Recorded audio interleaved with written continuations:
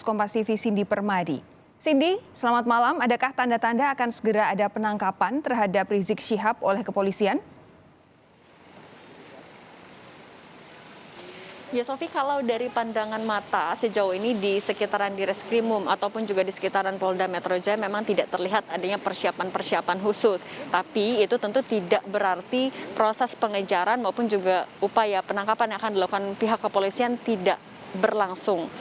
Selama proses pengusutan kasus ini, memang kalau kita lihat sudah ada saksi-saksi yang diperiksa oleh pihak kepolisian, mulai itu dari saksi pemerintah daerah, dari Pemprov DKI Jakarta, Pemkot Jakarta Pusat, dari wali kota atau dari gubernur, wali kota hingga ke tingkat RT RW sudah diperiksa, saksi ahli epidemiologi, pidana, hukum tata negara, kemudian juga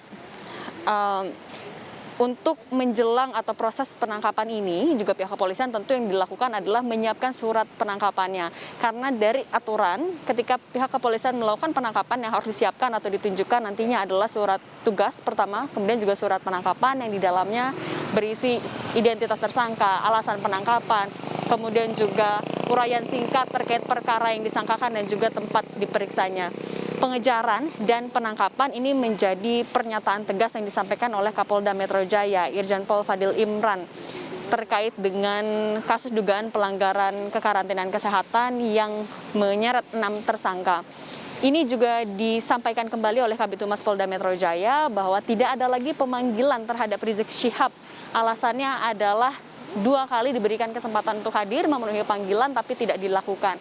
Kalau direview, pemanggilan pertama ini dijadwalkan pada hari Selasa 1 Desember 2020 lalu. Rizik Syihab tidak hadir dengan alasan masih masa pemulihan setelah dirawat di Rumah Sakit UMI Bogor, Jawa Barat. Dijadwalkan ulang pekan depannya pada hari Senin 7 Desember 2020, tapi tidak hadir dengan alasan yang sama.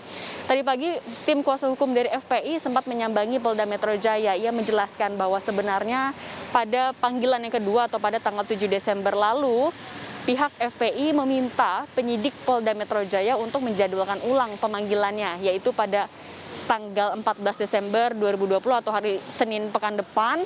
6 orang termasuk juga Rizik Syihab disampaikan bersedia hadir untuk memenuhi panggilan. Tapi karena ternyata dalam prosesnya 6 orang saksi ini dinaikkan statusnya menjadi tersangka, sehingga tujuan kedatangan dari pihak FPI atau kuasa hukum dari FPI hari ini adalah untuk pertama meminta surat penetapan tersangka, kedua juga mengkonfirmasi terkait permintaan penjadwalan ulang hari Senin 2020 mendatang.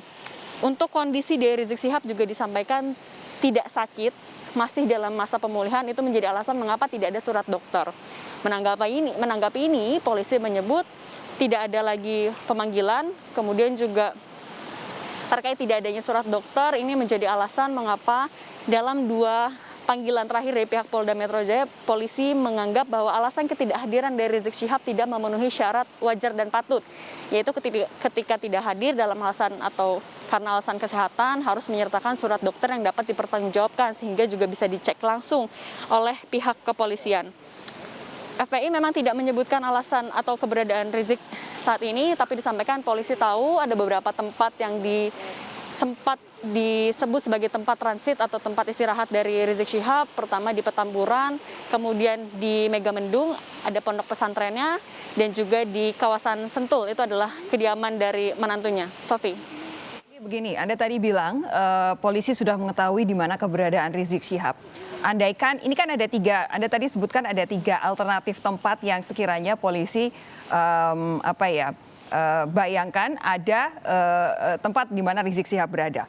Andaikan dia ada di Petamburan, mudah begitu. Maksudnya di sini di Jakarta, Polda bisa bergerak, bahkan mungkin juga Polri bisa bergerak. Tapi apakah nanti sudah ada penjelasan bagaimana andaikan Rizik Syihab tidak ada di Jakarta? Misalkan dia ada di Megamendung atau misalkan ada di Sentul, apa yang kira-kira akan terjadi? Polda Jawa Barat sebelumnya sudah menyampaikan akan berkoordinasi, akan membantu Polda Metro Jaya dalam penanganan kasus ini. Artinya jika Rizik Syihab tidak berada di kawasan Jakarta atau tidak berada di wilayah hukum Polda Metro Jaya, Polda Jawa Barat bersedia untuk membantu. Termasuk juga kalau Rizik Syihab berada di kawasan Megamendung, Bogor, Jawa Barat, ataupun juga di kawasan Sentul, Jawa Barat. Koordinasi ini tentu dilakukan antara pihak kepolisian, Polda Metro Jaya, dan juga Polda Jawa Barat, karena juga untuk kasus yang menjerat atau yang melibatkan Rizik Syihab, pimpinan FPI ini tidak hanya di Polda Metro Jaya, tapi juga di Polda Jawa Barat.